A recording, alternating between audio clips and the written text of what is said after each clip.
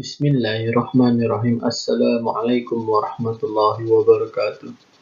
Alhamdulillahirabbil alamin wassalatu wassalamu ala asrofil anbiya'i wal mursalin wa ala alihi washabbihi ajmain. Perkenalkan, nama saya Angga Purnama, Prodi Komunikasi Penyiaran Islam C dengan NIM 01012065.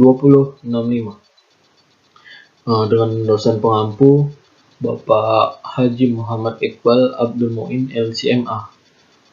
Saya sedikit ingin menjelaskan tentang pengenalan hadis tematik.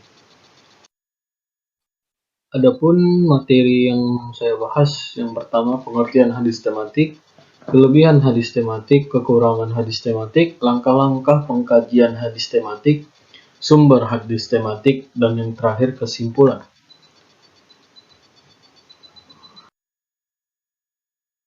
Yang pertama, pengertian hadis tematik.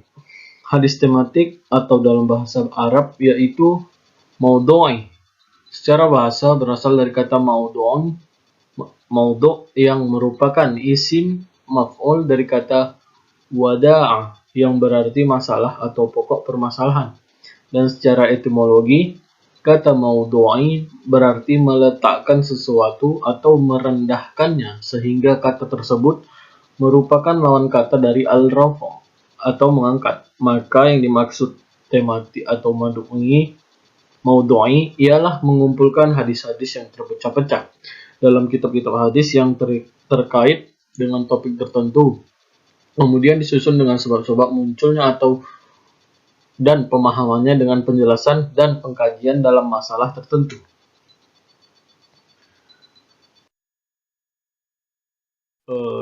Selanjutnya, kelebihan hadis tematik. Yang pertama, memudahkan untuk mendapatkan petunjuk Al-Quran dan hadis dengan waktu yang lebih baik dan efisien. Jadi, penggunaan hadis tematik ini lebih efektif. Yang kedua, membuat pemahaman menjadi utuh. Jadi, pemahaman kita terhadap hadis Nabi menjadi utuh atau tidak, atau untuk menghindari kesalahpahaman terhadap hadis Nabi. Yang ketiga, penjelasan antar hadis dalam metode maudhu'i bersifat lebih integral dan kesimpulan yang dihasilkan mudah dipahami. Sedangkan kekurangan hadis tematik, yang pertama menjadikan pemahaman ayat menjadi terbatas karena ditetapkannya judul tema dan penafsiran, maka pemahaman terhadap suatu ayat itu terbatas. Yang kedua, mempartisi ayat-ayat Al-Quran, maksudnya di partisi ini ialah seperti petunjuk sholat dengan zakat yang senantiasa bergabung dalam satu frase ayat. Contoh ayatnya itu seperti wa aqimus shalah wa uti'uz zakah. Selanjutnya, adapun langkah pengajian hadis tematik, yang pertama itu menentukan tema atau masalah yang akan dibahas. Yang kedua, menghimpun atau mengumpulkan hadis-hadis yang terkait dalam satu tema, baik secara lafal maupun secara makna, melalui kegiatan takhrij hadis. Yang ketiga, melakukan kategorisasi berdasarkan kandungan hadis dengan memperhatikan kemungkinan perbedaan peristiwa wurudnya hadis tanawwu dan perbedaan periwayatan hadis. Yang keempat, melakukan kegiatan i'tibar dengan mengkaji seluruh sanad. Melakukan penelitian sanad yang meliputi penelitian kualitas pribadi, perawi, kapasitas intelektualnya, dan metode periwayatan yang digunakan. Melakukan penelitian matan yang meliputi kemungkinan adanya i'lat atau cacat dan syad atau kejanggalan. Selanjutnya, mempelajari tema-tema yang mengandung arti serupa. Membandingkan berbagai syarah hadis.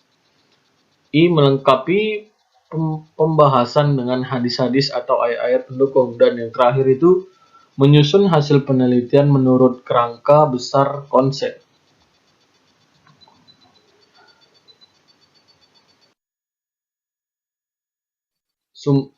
Adapun sumber-sumber hadis tematik, Yang pertama, kita bisa mencari sumber hadis yang berasal dari kitab-kitab hadis yang telah disusun oleh para ulama terdahulu, seperti Imam Bukhari, Muslim, Abu Dawud, dan lain-lain. Para ulama kemudian menyeleksi hadis-hadis yang berkaitan dengan topik tertentu dan menyusunnya menjadi hadis tematik. Selain itu, saat ini juga terdapat banyak buku hadis tematik yang ditulis oleh para ulama modern yang dapat menjadi sumber referensi bagi umat Islam dalam mempelajari agama Islam atau Al-Quran dan hadis. Mungkin itu saja yang dapat saya sampaikan.